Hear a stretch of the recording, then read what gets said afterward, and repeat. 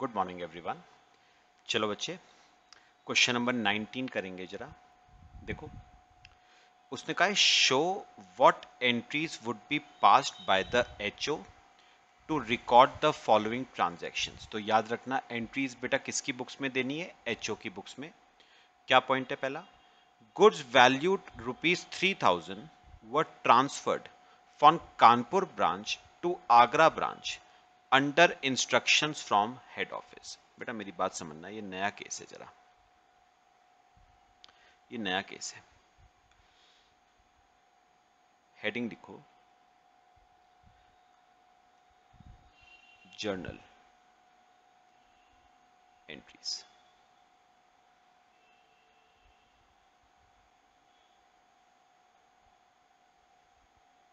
Journal entries. चलो बेटा, बेटा ये जो पहला केस है ना, ये पता है कौन सा केस है बेटा? ये है इंटर ब्रांच ट्रांजैक्शन का केस। मतलब दो ब्रांचेस के बीच की ट्रांजैक्शन है बेटा। और याद रखना, हम बुक्स किसकी बना रहे हैं बेटे? एचओ की। अब सुनना ध्यान से बेटा, दो ब्रांचेस हैं। एक तरफ है कानपुर ब्रांच, एक तरफ है कानपुर ब्रांच, और बेटा दूसरी तरफ है आगरा ब्रांच। ठीक है, और ये है आपका एचओ। बना लो पहले, फिर करना शुरू करते हैं बेटा। तो कानपुर ब्रांच, आगरा ब्रांच और एचओ।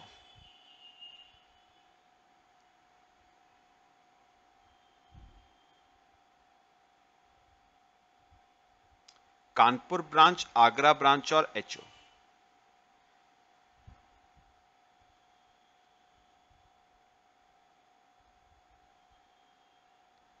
देखो बेटा,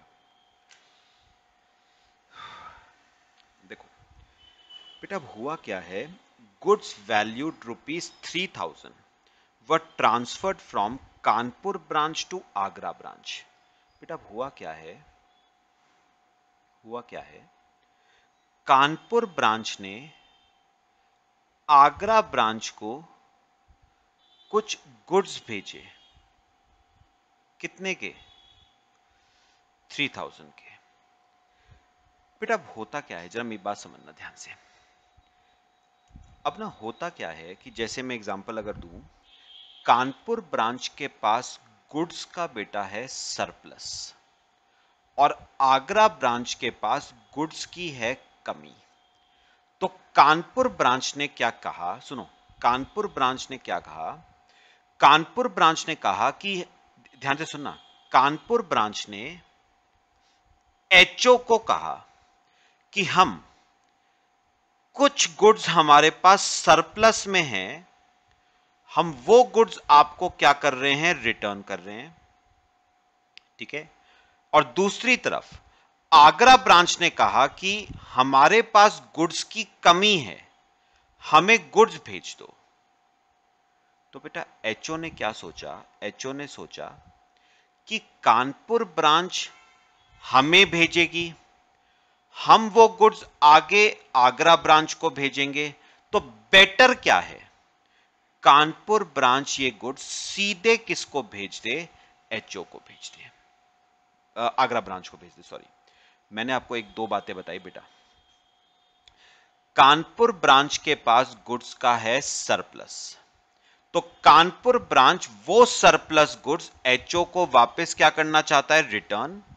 और आगरा ब्रांच के पास है गुड्स का डेफिसिट, तो एचओ आगरा ब्रांच को गुड्स भेजना चाहता है। अब एचओ ने सोचा कि यार कानपुर पहले हमें भेजेगी, हम आगरा को भेजेंगे, बेटर यह है कि कानपुर और आगरा आसपास ही हैं, तो कानपुर हमें भेजने के बजाय सीधे किसको भेज दे? आगरा ब्रांच को भेज दे, काम चल जाएगा।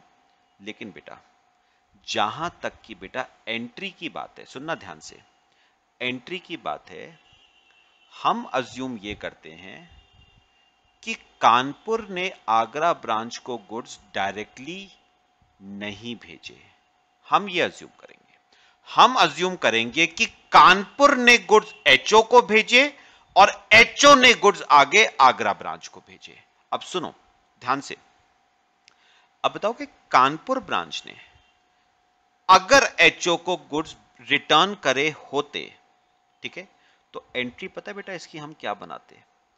Goods sent to branch returns debit to बेटा, या रिटर्न्स रहने दो, goods sent to branch debit to बेटा कानपुर ब्रांच। इसकी ये एंट्री बनती 3000 रिटर्न की, और यही गुड्स एचओ किसको भेजेगा? आगरा ब्रांच को, और जब आगरा ब्रांच को भेजेगा तो एचओ एंट्री करेगा Agra branch debit to goods sent to branch. कितना? 3000। ठीक है बेटा, तो दो एंट्रीज एचओ बनाएगी। अब सुनो, मैं दोबारा बोल रहा हूं, ध्यान से सुनना। हमने बेटा अज्यूम क्या करा है, हमने ये माना है कि कानपुर ने गुड्स एचओ को भेजे और एचओ ने गुड्स आगरा को भेजे। हम ये नहीं मान रहे हैं कि कानपुर ने गुड्स डायरेक्टली आगरा को भेजे। अब सुनो, तो एचओ ने बताओ कितनी एंट्रीज बनाई? दो एंट्री बनाई ना बेटा। Goods sent to branch debit to Kanpur branch और Agra branch debit to goods sent to branch. तो आप नोटिस करो इस एंट्री में ये तो कट ही जाएगा ना, goods sent to branch, goods sent to branch तो कट ही जाएगा। तो बताओगे इसकी नेट एंट्री एचओ की बुक्स में क्या बनी बेटा? नेट एंट्री इसकी बनी Agra branch debit to Kanpur branch, Agra branch debit to Kanpur branch 3000। और मैं आपको एक बात और बताऊं, एक रूल बता रहा हूं मैं आपको। तो बेटा जब भी ना, सुनो, जब भी इंटर ब्रांच ट्रांजैक्शन का केस होगा ना, मतलब दो ब्रांचेस के बीच की ट्रांजैक्शन होगी बेटा, तो एंट्री बेटा हमेशा पता क्या होती है? सुनो सुनो, एंट्री हमेशा क्या होती है? एंट्री होती है रिसीवर बेटा डेबिट होता है और गिवर बेटा क्रेडिट होता है। तो मुझे बताओ किसने किसको गुड्स भेजे थे? कानपुर ने आगरा को भेजे थे ना, तो आगरा कौन था बेटा? रिसीवर, तो रिसीवर डेबिट, और कानपुर बेटा कौन था? गिवर, तो कानपुर क्या होगा? क्रेडिट। तो जब भी इंटर ब्रांच ट्रांजैक्शन का केस आएगा, एंट्री याद रखना रिसीवर डेबिट टू गिवर ही होगी। और बेटा इसकी नरेशन अगर हम लिख लें, being goods sent bye Kanpur branch to Agra branch under instructions from head office, under instructions from head office। देखो बेटा क्लियर हुआ सबको? ये केस है बेटा आपका इंटर ब्रांच ट्रांजैक्शन का। कॉपी करो इसे, फिर एक और करते हैं, कॉपी कर लो।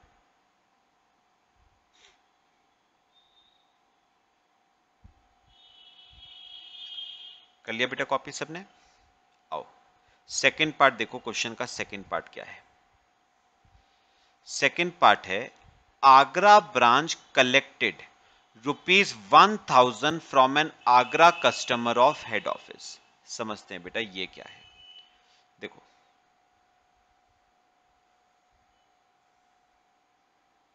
बी पार्ट, देखो बेटा अज्यूम करो ये है आपकी आगरा ब्रांच,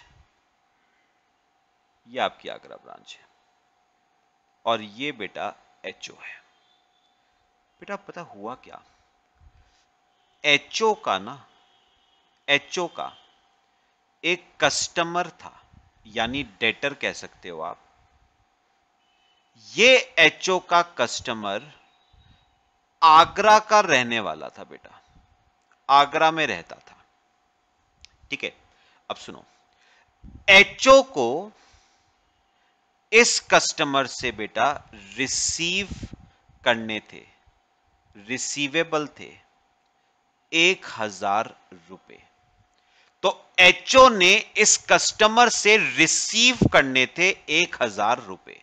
अब बेटा हुआ क्या, क्योंकि ये कस्टमर बच्चे आगरा का रहने वाला था, तो इसने कस्टमर ने क्या करा, एचओ को पैसा देने के बजाय वो पैसा किसको दे दिया, आगरा ब्रांच को। तो यहां पर लिखो customer of HO pays cash to Agra branch. तो देना था पैसा कस्टमर ने एचओ को, और उसने पैसा दे किसको दिया, आगरा ब्रांच को। क्यों, क्योंकि वो आगरा का ही रहने वाला था। पक्का। अब मुझे एक बात बताओ, आगरा ब्रांच को कितने पैसे मिल गए, 1000। लेकिन ये 1000 बेटा आगरा ब्रांच का नहीं है पैसा, ये पैसा किसका है, एचओ का। Now Agra branch is liable to pay 1000 rupees to HO. तो Agra branch is liable to pay ₹1000 to HO. तो अब आगरा ब्रांच एचओ को 1000 रुपीज देने के लिए बेटा क्या है, लायबल है। हमें बनानी है इसकी entry in the books of HO. अब सुनो सुनो सुनो, मैं एचओ हूं, मुझे आगरा ब्रांच से 1000 रुपए लेने हैं, तो आगरा ब्रांच मेरा डेटर बन गया। Being a debtor, Agra branch हो गई एचओ की बुक्स में डेबिट। कितने रुपए से, 1000 टू। अब मैं आपसे एक बात पूछूंगा, कस्टमर ने 1000 रुपए दे दिए, तो बताओ डेटर्स में, एचओ के डेटर में क्या आ गया, डिक्रीज आ गया। पैसा दे दिया ना कस्टमर ने, तो डेटर को कम नहीं करोगे, कम भी तो करोगे ना डेटर को। तो एचओ अपनी बुक्स में बेटा डेटर्स को क्या कर देगा, क्रेडिट कर देगा 1000। तो narration being cash collected by Agra branch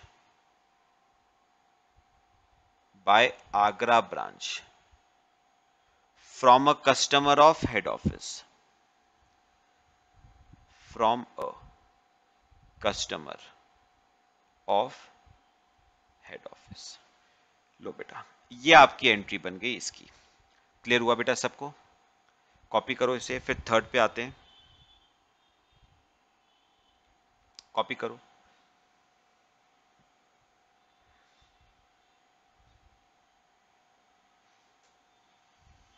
बच्चे दोनों पॉइंट्स क्लियर हुए सबको जो हमने अभी तक करे। करें थर्ड पॉइंट, आओ जरा देखो थर्ड पॉइंट क्या है। थर्ड पॉइंट है, Kanpur branch paid ₹2000 for certain goods purchased by the head office at Kanpur. बेटा बिल्कुल ऐसा ही केस है जो हमने अभी पढ़ा। सुनो मैं आपको समझाता हूं बेटा, देखो सी पॉइंट, ये है बेटा कानपुर ब्रांच, ये आपकी कानपुर ब्रांच है, ठीक है, और ये बेटा आपका एचओ है। अब सुनो हुआ क्या बेटा, एचओ ने कुछ परचेजेस करी बेटा, एचओ ने कुछ क्या करी, परचेजेस। पता है एचओ ने ये परचेजेस कहां से करी थी बेटा, एचओ ने ये परचेजेस करी थी कानपुर से, एचओ ने ये परचेजेस कानपुर से करी थी। अच्छा कायदे में कैश एचओ को पे करना चाहिए था क्योंकि परचेजेस एचओ की थी, लेकिन क्योंकि ये परचेजेस कानपुर से करी थी तो कानपुर ब्रांच ने एचओ के बिहाफ पे परचेजेस का पैसा बेटा क्या कर दिया, पे। तो लिखो यहां पर Kanpur branch page ₹2000 for goods purchased bye HO. तो कानपुर ब्रांच ने एचओ के बिहाफ पे परचेजेस का पैसा क्या कर दिया बेटा? पे। अब मुझे एक बात बताओ, कानपुर ब्रांच ने एचओ के बिहाफ पे पैसा पे करा, तो अब एचओ का यह फर्ज बनता है कि वो कानपुर ब्रांच को इस पैसे का क्या दे? रीइंबर्समेंट। तो एचओ कानपुर ब्रांच को बेटा इस पैसे का क्या देगी? रीइंबर्समेंट, 2000 रुपए। ठीक है, चलो अब मैं अगर बेटा इसकी एंट्री करूं एचओ की बुक्स में, तो सुनो मुझे बताओ, एचओ ने बेटा क्या करी थी? परचेजेस। तो परचेज अकाउंट को तो बेटा डेबिट करना पड़ेगा ना, परचेजेस है, एक्सपेंस है मेरा एचओ का, परचेजेस डेबिट कितने से? 2000। टू, अब बताओगे ये 2000 रुपए देने किसको हैं? कानपुर ब्रांच को। तो कानपुर ब्रांच हमारी क्या बन जाती है बेटा? क्रेडिटर बन जाती है, क्रेडिट हो जाएगी। कानपुर ब्रांच अकाउंट क्रेडिट 2000 से, और नरेशन इसकी हो जाएगी being ₹2000 paid by Kanpur branch for purchases made by HO, for purchases made by HO. लो बेटा, ये आपका थर्ड पॉइंट भी हो गया, कॉपी करो इसे। मेरे ख्याल से क्लियर हो रही है बेटा एंट्रीज का फॉर्मेशन। बाकी तीनों तो खैर हमारी छोटी छोटी एंट्रीज हैं बेटे।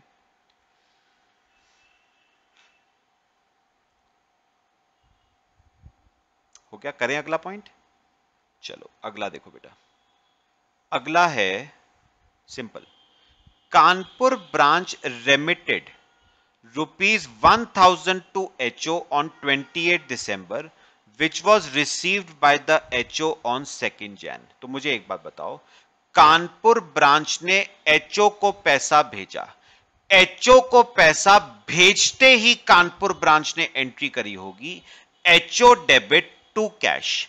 अच्छा, HO को अगर यह पैसा इसी साल रिसीव हो गया होता तो HO एंट्री करता कैश डेबिट टू ब्रांच, लेकिन HO को यह पैसा रिसीव नहीं हुआ।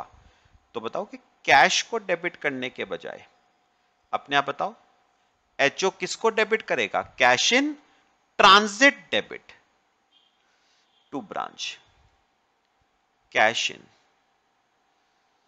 Transit debit to Kanpur branch. ठीक है, अमाउंट आ जाएगी आपकी बेटा 1000, और इसकी नरेशन लिखो being cash remitted by HO by branch, sorry, being cash remitted by branch not received by HO।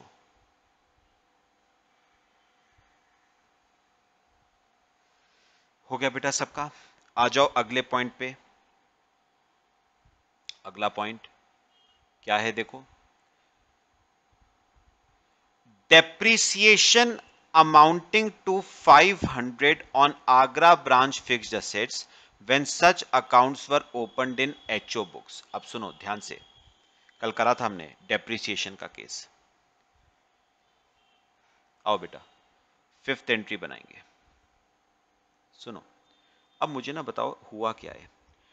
Agra branch के फिक्स्ड असेट्स पे डेप्रिसिएशन लगा है 500 रुपए का। मुझे सोच के बताना, डेप्रिसिएशन की वैसे बताओ बेटा एंट्री क्या बनाते हो? Depreciation debit to fixed asset account. Depreciation को डेबिट वो करेगा जिसका वो एक्सपेंस है। एसेट किसके? आगरा ब्रांच के। यूज कौन कर रहा है? आगरा ब्रांच। तो डेप्रिसिएशन को डेबिट भी अपनी बुक्स में कौन करेगा? आगरा ब्रांच। हम तो किसकी बुक्स बना रहे हैं? HO की। बात क्लियर? अच्छा, क्रेडिट किसको करना है बेटा? फिक्स्ड असेट अकाउंट को। फिक्स्ड असेट अकाउंट को क्रेडिट वो करेगा जिसकी बुक्स में फिक्स्ड असेट अकाउंट होगा। और पढ़ो, लिखा हुआ है फिक्स्ड असेट अकाउंट एचओ की बुक्स में है, तो एचओ क्रेडिट करेगा to Agra branch fixed assets. कितना बेटा? 500। अच्छा, डबल एंट्री कंप्लीट करने की दिक्कत आ रही है ना, तो डेबिट किसको कर दोगे? ब्रांच को। तो Agra branch debit to Agra branch fixed assets 500। Narration लिखना, being depreciation charged on Agra branch fixed assets, being depreciation charged on Agra branch fixed assets। लो बेटा कॉपी करो इसे, फिर आपकी लास्ट एंट्री पे आते हैं, 6th एंट्री। सुनना ध्यान से, हो गया बेटा सबका? आ जाओ, 6th एंट्री क्या कहती है देखो बेटा। 6th एंट्री क्या है? 6th एंट्री है goods of ₹2500 sent by HO to Agra branch on 26 December received by branch on 10 Jan। सुनो सुनो, HO ने ब्रांच को गुड्स भेजे, गुड्स भेजते ही HO ने अपनी बुक्स में एंट्री करी होगी branch debit to goods sent to branch. बात समझ आई?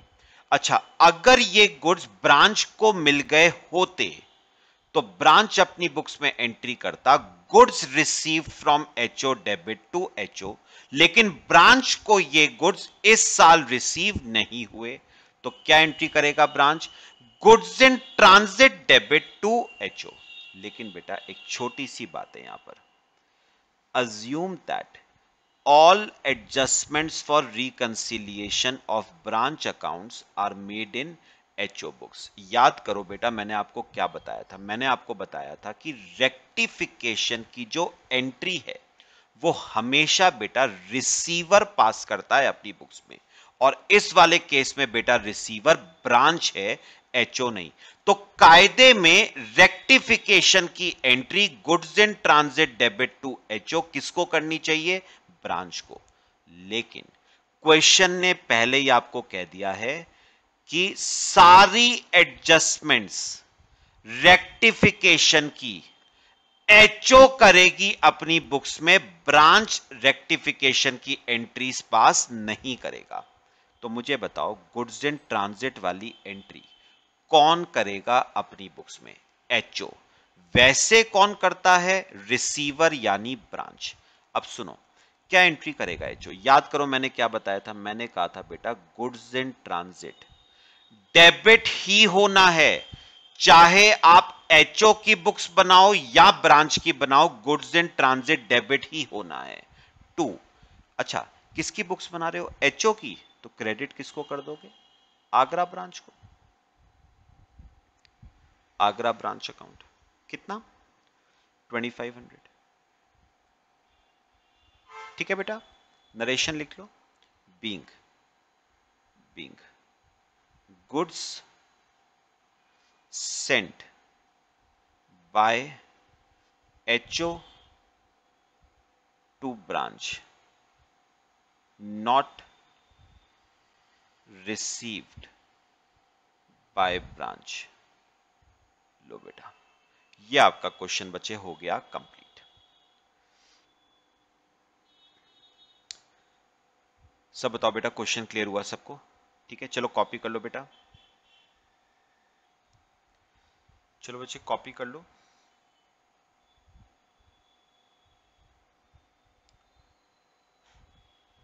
कर लिया बच्चे कॉपी सबने? चलो, इस लेक्चर में हम एक ही क्वेश्चन कवर कर रहे हैं बेटा, बाकी हम नेक्स्ट लेक्चर में कवर करते हैं। ठीक है।